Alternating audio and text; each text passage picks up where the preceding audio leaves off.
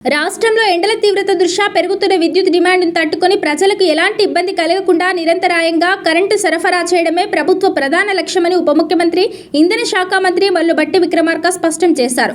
దేశవ్యాప్తంగా పెరుగుతున్న విద్యుత్ డిమాండ్ నేపథ్యంలో ఉప ముఖ్యమంత్రి భట్టి విక్రమార్క ప్రజాభవన్లో విద్యుత్ సరఫరాపై ఇంధన శాఖ ఉన్నతాధికారులతో సమీక్ష నిర్వహించారు.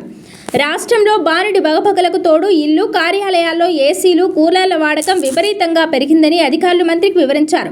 దీనికి వ్యవసాయ అవసరాలు కూడా తోడవడంతో గ్రిడ్పై ఒత్తిడి పెరుగుతోందని పేర్కొన్నారు. దేశవ్యాప్తంగా విద్యుత్ మార్కెట్పై ఒత్తిడి ఉన్నప్పటికీ రాష్ట్ర అవసరాలకు ఏమాత్రం లోటు రాకుండా పవర్ ఎక్స్చేంజీల ద్వారా అదనపు విద్యుత్ కొనుగోలు చేపట్టాలని మంత్రి అధికారులను ఆదేశించారు. ఆసుపత్రులు, తాగునీటి సరఫరా పథకాలు మరియు అత్యవసర సేవలకు విద్యుత్ అంతరాయం కలగకుండా నిరంతర పర్యవేక్షణ చేయాలన్నారు.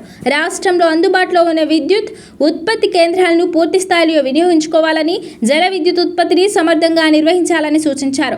రాబోయే రోజుల్లో ఉష్ణోగ్రతలు మరింత పెరిగే అవకాశం ఉన్నందున అన్ని విద్యుత్ సంస్థల సమన్వయంతో పనిచేస్తూ ముందస్తు ప్రణాళికలు సిద్ధం చేసుకోవాలని వివరించారు. రాష్ట్ర విద్యుత్ వ్యవస్థ స్థిరంగా ఉందని, ఎలాంటి సవాళ్లనైనా ఎదుర్కొనేందుకు తగిన ఏర్పాట్లు చేశామని అధికారులు మంత్రికి హామీ ఇచ్చారు. పరిస్థితిని నిశితంగా పర్యవేక్షించాలని, అన్ని వర్గాల వినియోగదారులకు నమ్మకమైన, నాణ్యమైన విద్యుత్ సరఫరాను కొనసాగించడానికి అవసరమైన అన్ని చర్యలు తీసుకోవాలని ఉప ముఖ్యమంత్రి అధికారులను ఆదేశించారు. ప్రజలకు నాణ్యమైన విద్యుత్ అందించడమే ప్రభుత్వ అగ్ర ప్రాధాన్యమని స్పష్టం చేసిన ఉప ముఖ్యమంత్రి భట్టి విక్రమార్క క్షేత్రస్థాయి సిబ్బందిని నిరంతరం అప్రమత్తంగా ఉంచాలని ఆదేశించారు.